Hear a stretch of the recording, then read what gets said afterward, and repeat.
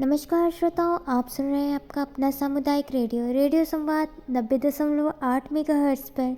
मैं हूं आपके साथ दीपाली और आज हम लेकर आए हैं आपके लिए एक बेहद ही खास कार्यक्रम, जिसमें आज हम जानेंगे आज का हमारा विषय है जनसंपर्क।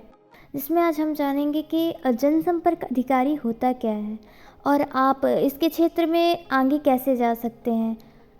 DPRO APRO की पोस्ट क्या होती है, जो कि डिस्ट्रिक्ट बेस पर होती है। इन्हीं सब विषयों पर हम चर्चा करने जा रहे हैं और आज के हमारे विशेषज्ञ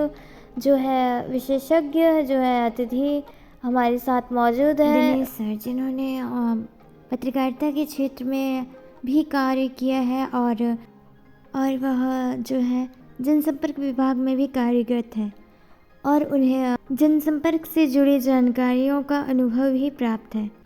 तो जो भी विद्यार्थी इसकी तैयारी कर रहे हैं, हम इस चर्चा को आगे बढ़ाते हैं और हमारे साथ इस बातचीत में है दिनेश सर, जो कि हमारे साथ इस चर्चा को आगे बढ़ाएंगे और हमें बताएंगे कि APRO पोस्ट क्या होती है, DPRO पोस्ट क्या होती है और जनसंपर्क अधिकारी कैसे बनते हैं, क्या कुछ हम इस क्षेत्र में आगे कर सकते हैं, कैसे हम इस विषय को लेकर आगे बढ़ सकते हैं, जा सकते हैं। तो इन सभी तमाम तरह की जानकारियाँ हम जानना चाहेंगे। तो आइए सुनते हैं आज का यह खास कार्यक्रम। तो हमारे साथ जुड़ चुके हैं दिनेश सर।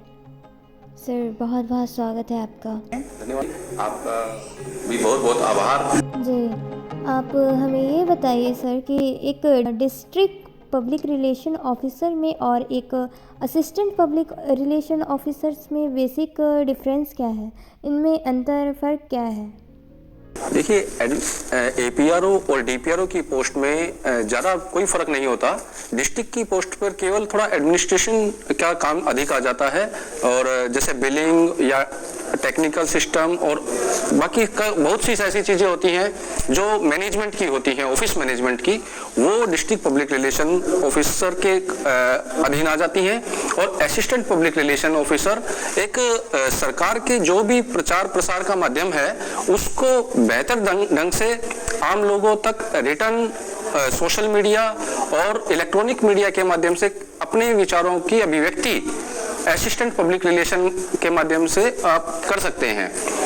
ऐसे में केवल यही मेन मुख्य फर्क है कि वो एडमिनिस्ट्रेशन का काम DPRO administration plus editorial section संभाल सकता है और APRO केवल एडिटोरियल ही संभाल सकता है। जी, मतलब देखा जाए तो ये सिर्फ एक टेक्निकल फ़र्क है, केवल टेक्निकल फ़र्क। उसमें क्या है, उसमें एडमिनिस्ट्रेशन पावर आ जाती है बतौर DPRO और APRO में बतौर एडमिनिस्ट्रेशन पावर नहीं होती। केवल उनका ध्यान, पूरा फोकस जो होता है वो सरकार की पब्लिसिटी के लिए होता है। जी, ओके। तो हम एक तरह से ये समझ सकते हैं कि जो असिस्टेंट पब्लिक रिलेशन ऑफिसर होते हैं, जो कि वो डिस्ट्रिक्ट पब्लिक रिलेशन ऑफिसर के असिस्टेंट करने के लिए होते हैं, असिस्टेंट करने के लिए होते हैं। वो एक टीम वर्क हो जाता है APRO और DPRO। और कई बार क्या होता है, कई मीटिंग इकट्ठी आ जाती हैं, पॉलिटिकल भी आ जाती है, एडमिनिस्ट्रेशन की भी आ जाती है, तो वो कुछ मीटिंग APRO अटेंड कर लेते हैं और कुछ DPRO। लेकिन जब वो एक ही प्लेटफॉर्म पर आकर काम कर रहे हैं तो उनमें ज़्यादा फर्क नहीं है उनमें। जी बिल्कुल।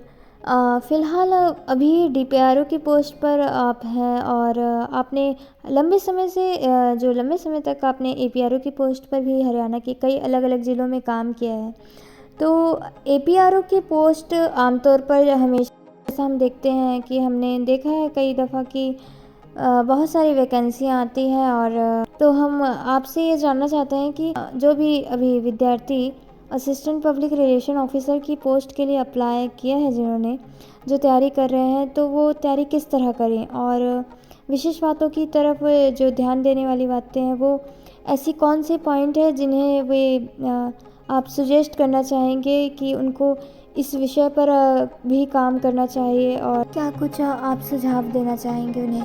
देखिए, ऐसा है, असिस्टेंट पब्लिक रिलेशन ऑफिसर की पोस्ट और डिस्ट्रिक्ट पब्लिक रिलेशन की जो पोस्ट है वो एक सरकार का चेहरा है कि आप सरकार की जो भी विचारधारा है, जो जन कल्याणकारी नीतियां हैं, उसको आम जन तक कैसे प्रेजेंट करेंगे, वो उनका मुख्य उद्देश्य होता है। ऐसे में मैंने भी करीब 10 साल में बतौर APRO काम किया है और उससे पहले मैंने पत्रकारिता के क्षेत्र में भी विभिन्न संस्थाओं से जुड़ा रहा हूं। तो मुझे ये नजर आता है कि जब हम एक एज ए पत्रकार काम करते हैं वो उसमें हमारा नेगेटिव और पॉजिटिव दोनों पहलू होते हैं हमारे दिमाग में। लेकिन जब आप सरकार के साथ या किसी भी संस्थान से जुड़ जाते हैं बतौर असिस्टेंट पब्लिक रिलेशन ऑफिसर या बतौर डिप्टी पब्लिक रिलेशन ऑफिसर, तो उसमें आपका एक सकारात्मक नजरिया सामने आता है। आपको हर चीज पॉजिटिव पहलू आपका किसी न किसी रूप से नजर आता है। तो मैं ये एक संदेश देना चाहता हूं बतौर आप एपीआरओ, चाहे आप कदम रखें चाहे डीपीआरओ कदम रखें, कि एक सकारात्मक नजरिए से प्रशासन या जिस भी संस्थान के लिए आप काम कर रहे हैं उनका पूरा फोकस आप पर निर्भर है कि आप कैसे उनकी छवि को सुधारते हैं, कैसे सकारात्मक रूप से उसको उनके कार्यशैली को आम जन तक पहुंचाने में अपना दायित्व निभाते हैं।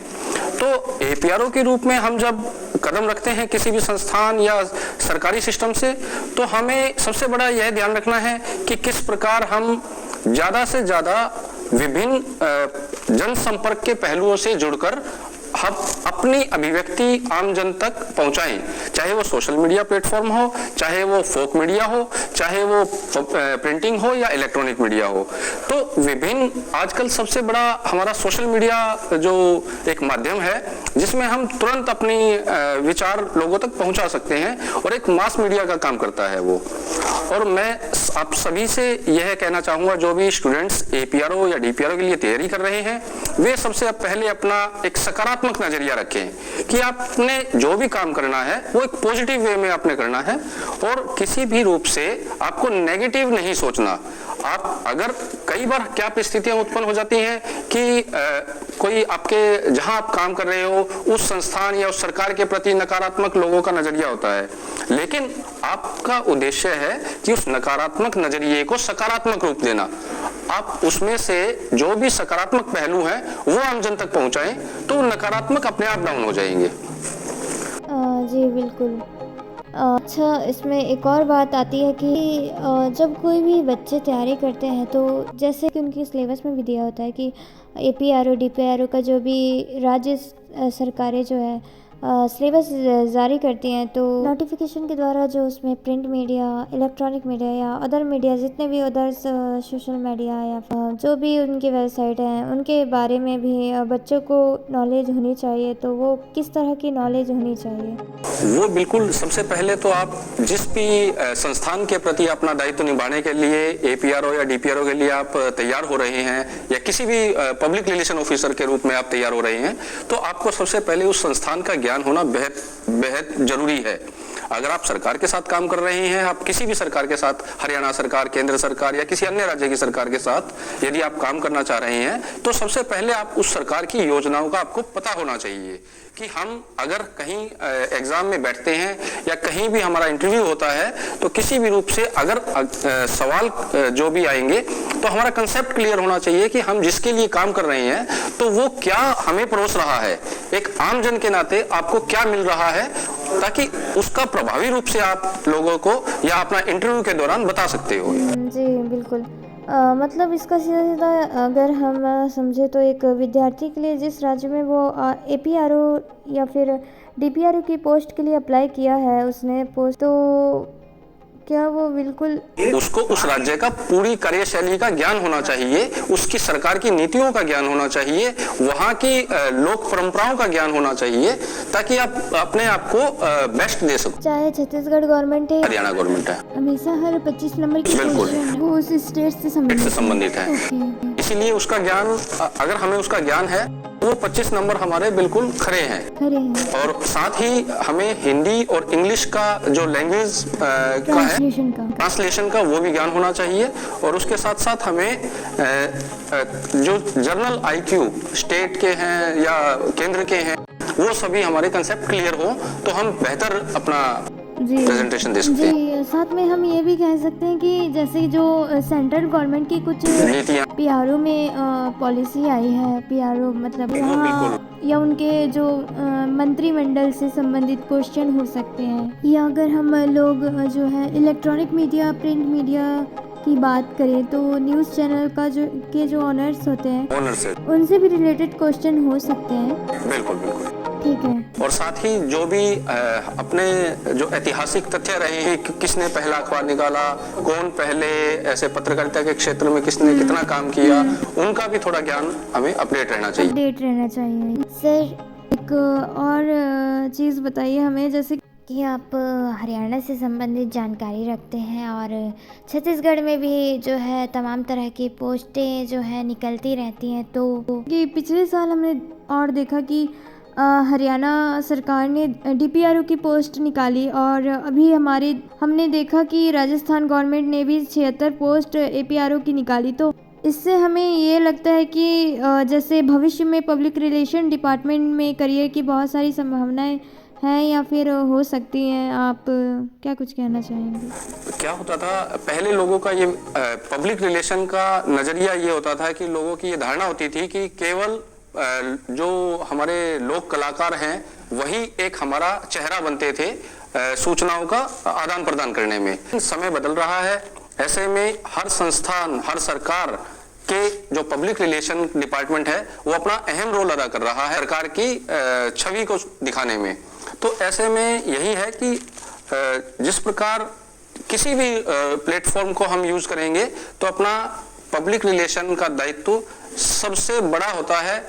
चाहे वो नकारात्मक कोई घटना घटती है उसमें पब्लिक रिलेशन अपना बेस्ट दे सकता है और सकारात्मक में तो दे ही सकता है। क्योंकि मतलब हम सीधा सीधा समझ सकते हैं कि चाहे नेता हो, अभिनेता हो या कोई भी व्यक्ति हो या कोई संगठन हो, हर किसी को अपनी इमेज बिल्डिंग करनी होती है। पब्लिक रिलेशन से ज्यादा युवा इसलिए भी जुड़ रहे हैं क्योंकि एक आजकल हर चीज में एक स्टेबिलिटी है, सकारात्मक नजरिया, लोगों को एक सौहार्दपूर्ण माहौल बने, उसमें हम पब्लिक रिलेशन से जुड़कर एक जहां हम एक सुखद वातावरण की परिकल्पना को साकार कर सकते हैं, वहीं एक पब्लिक रिलेशन का यही भी पहलू है कि हमें एक स्वच्छ वातावरण और सामाजिक विचारधारा जो हम अपने लोगों से जुड़कर दे सकते हैं, अपना बेस्ट देकर एक अच्छा माहौल क्रिएट कर सकते हैं। जी बिल्कुल सर, जैसा हमने आमतौर पर देखा है कि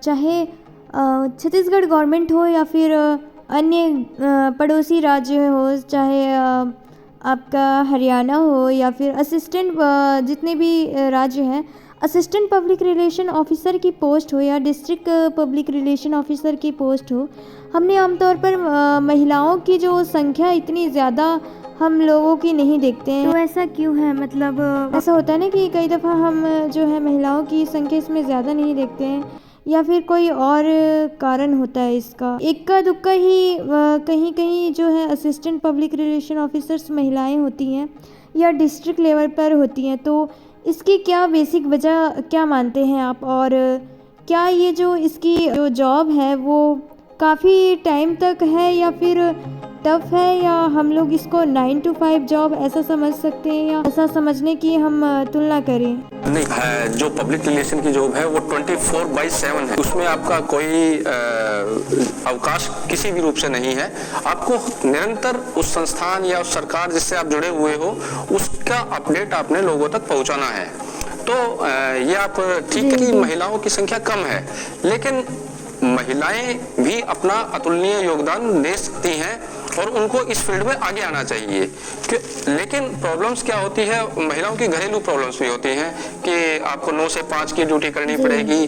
तो ऐसे में जो हमारे हेडक्वार्टर ऑफिस हैं और जो डिस्ट्रिक्ट कैडर में जो है, तो आप उसमें वो पोस्ट भी ले सकते हैं जहां पे आपको न्यूज़ मॉनिटरिंग हमारा सेक्शन होता है, फील्ड मॉनिटरिंग सेक्शन होता है, ताकि आपकी ऑब्जर्वेशन के लिए महिलाओं का एक वो अच्छा प्लेटफॉर्म है। लेकिन महिलाएं फील्ड में इसलिए नहीं आ पा रही क्योंकि हमारी कई बार क्या होता है, देर रात तक कोई घटना घट जाती है, उसमें एडमिनिस्ट्रेशन जाता है, तो पब्लिक रिलेशन का भी बराबर योगदान होता है। तो ऐसे में उस पहलू पर तो महिलाएं कम रहती हैं, लेकिन चुनौतीपूर्ण जो जॉब है हमारी, उसका मुकाबला करने के लिए आज महिलाएं भी हमारे बैच में 3 महिलाएं लगी थी और वो अच्छा काम कर रही हैं। वो हेडक्वार्टर पे रह के जो पब्लिक रिलेशन की मॉनिटरिंग टीम के रूप में काम कर रही हैं उसमें सहयोगी हैं। मैं ये सभी छात्राओं से भी अनुरोध करता हूं कि वो ज़्यादा से ज़्यादा आगे आएं। वो जब आगे ही नहीं आएंगी तो कैसे आप उस संस्थान से या पब्लिक रिलेशन ऑफिसर कैसे बनेंगे।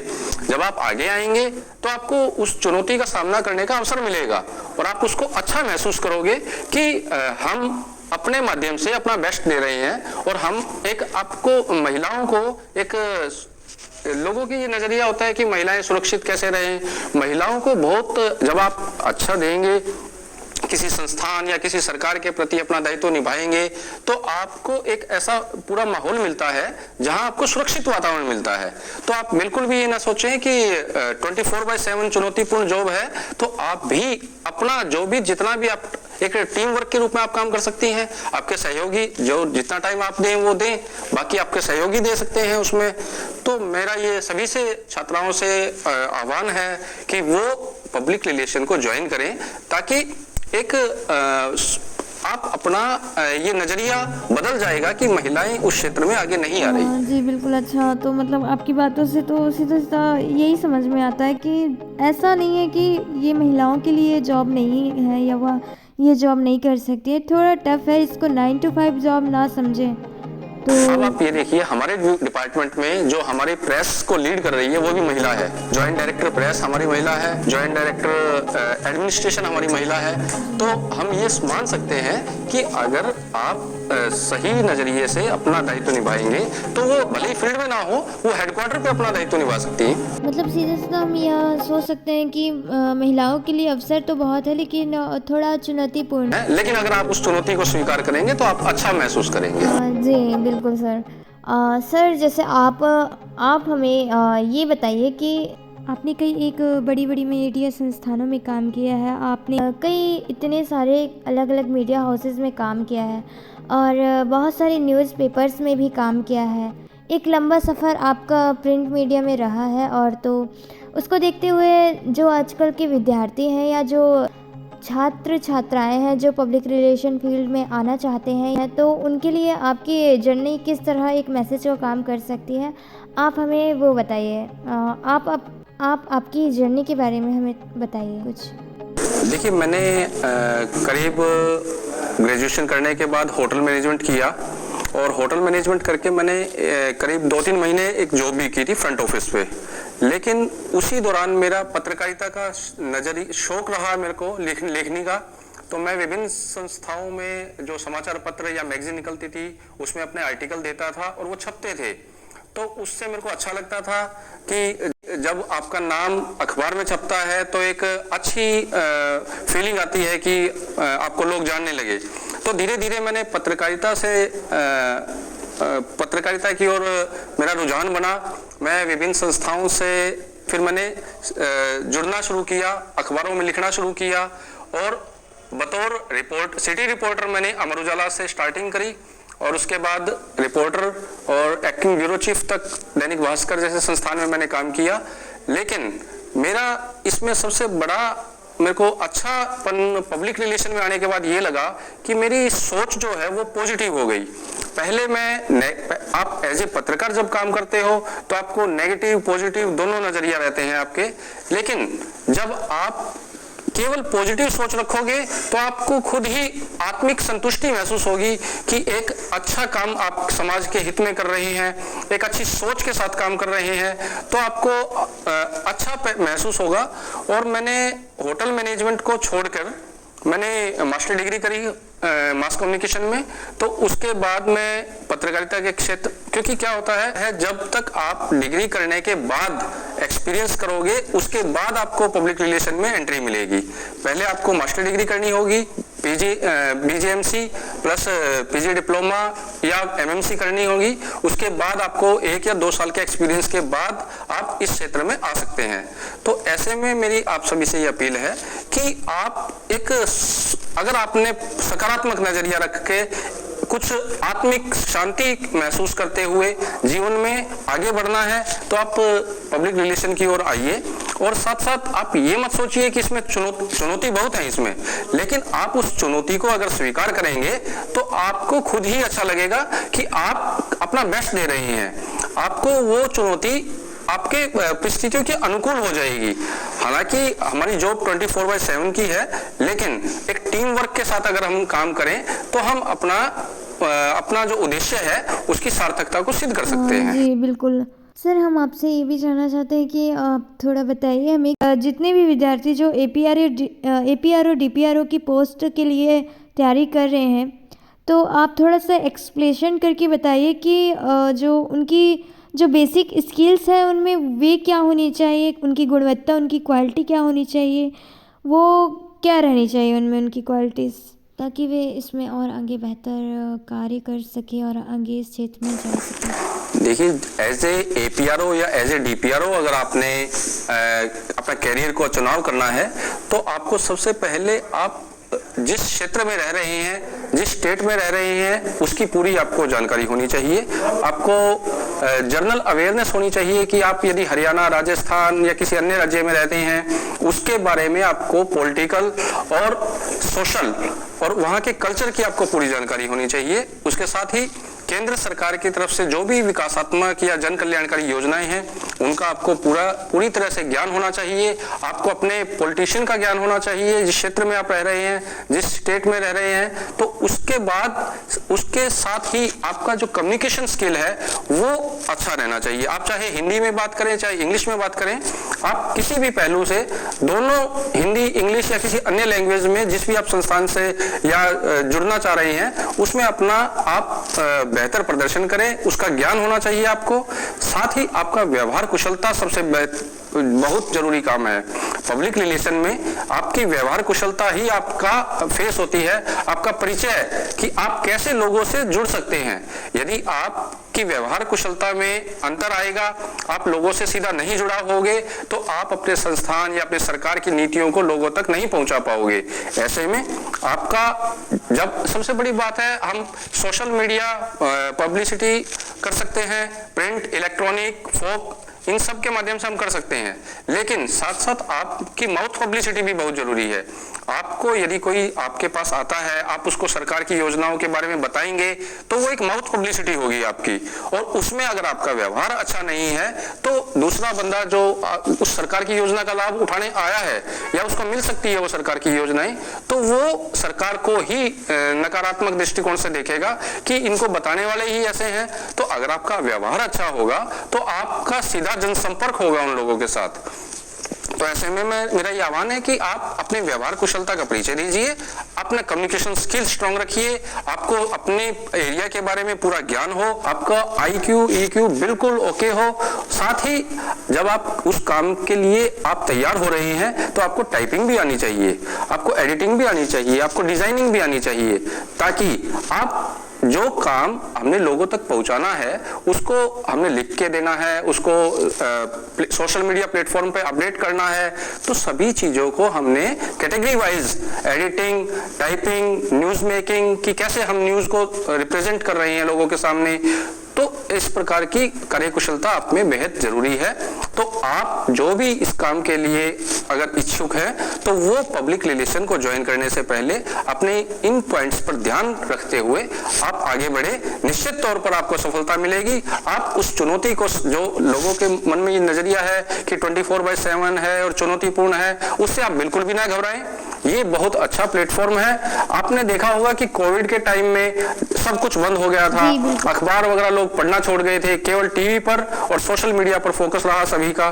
तो ऐसे में आप किसी भी रूप से लोगों से जुड़ना का माध्यम बन रहे हैं तो आप अपना बेस्ट दीजिए, आपको सारा ज्ञान हो और आप अपने विचारों की अभिव्यक्ति प्रभावी रूप से कर दें, यही आप में क्षमता होनी चाहिए। तो मैं आप सभी को हार्दिक शुभकामनाएं देता हूं, आपके जीवन के लिए उज्जवल भविष्य की कामना करता हूं कि आप आइए, आपका स्वागत है। सूचना जनसंपर्क एवं भाषा विभाग की तरफ से आपके लिए नए द्वार खुले हैं। बस आपको अपना कदम आगे बढ़ाना है, सभी क्षमताओं को साथ रखते हुए एक सकारात्मक नजरिए के साथ आप आगे बढ़ें, आपका जीवन उज्जवल होगा। जी सर, बिल्कुल। बहुत बहुत धन्यवाद सर आपका, आपने इतनी सारी जानकारियाँ हमें जो है जनसंपर्क के क्षेत्र में हम आगे कैसे जा सकते हैं इसके बारे में आपने हमारे जो श्रोता हैं, जो विद्यार्थी हैं, उनको आपने इतनी सारी जानकारी दी। आपका बहुत बहुत धन्यवाद। मैं आपको और आपके चैनल को भी हार्दिक शुभकामनाएं देता हूं कि एक युवा शक्ति को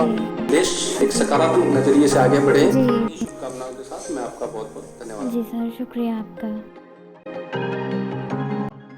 तो श्रोताओं, सुना आपने कि कैसे आप जो है जनसंपर्क विभाग की ओर जो है रुख कर सकते हैं। पत्रकारिता के क्षेत्र से जो है, जो भी स्टूडेंट जो है जर्नलिज्म मास कम्युनिकेशन की जो है पढ़ाई कर रहे हैं या फिर जनसंपर्क विभाग में जाना चाहते हैं, तो वह जो है कैसे आप इस करियर में आगे बढ़ सकते हैं, अपना करियर बना सकते हैं, बेहतर भविष्य की ओर जा सकते हैं। सर ने हमें बहुत ही विस्तारपूर्वक जो है इस पर चर्चा की, इसके बारे में जानकारी दी। तो आशा करती हूँ कि आपको यह कार्यक्रम आज का पसंद आया होगा और इसी तरह के जो है शिक्षा से जुड़ी जानकारियों के लिए बने रहिए हमारे साथ और सुनते रहिए आपका अपना सामुदायिक रेडियो संवाद 90.8 मेगाहर्ट्ज़ काठाडी रायपुर।